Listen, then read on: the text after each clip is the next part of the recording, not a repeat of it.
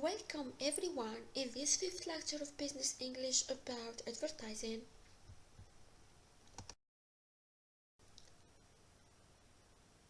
The content of the video will be about the meaning of advertising, the objectives of advertisements, and the information that must be included. First of all, I'd like to start with the meaning of advertising. For the common people's, advertising means television commercials, radio jingles, and print advertisements.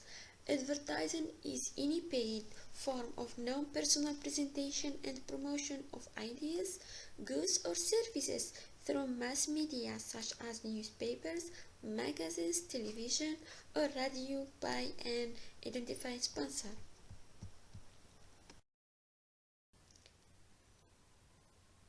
Objectives of advertisement. To increase support, advertising increases the morale of the sales force and of distributors, wholesalers, and retailers.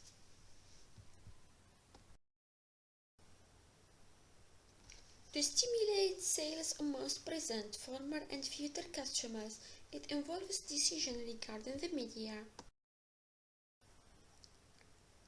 To retain loyalty of present and former consumers.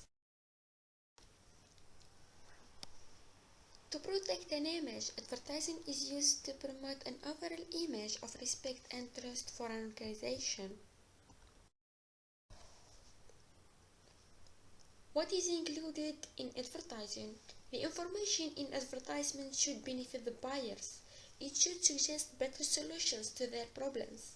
The content of the advertisement is within the control of the advertiser, not the medium. Advertising without persuasion is ineffective. Advertisement that fails to influence anyone either immediately or in the future is a waste of money. The function of advertising is to increase the profitable sales value.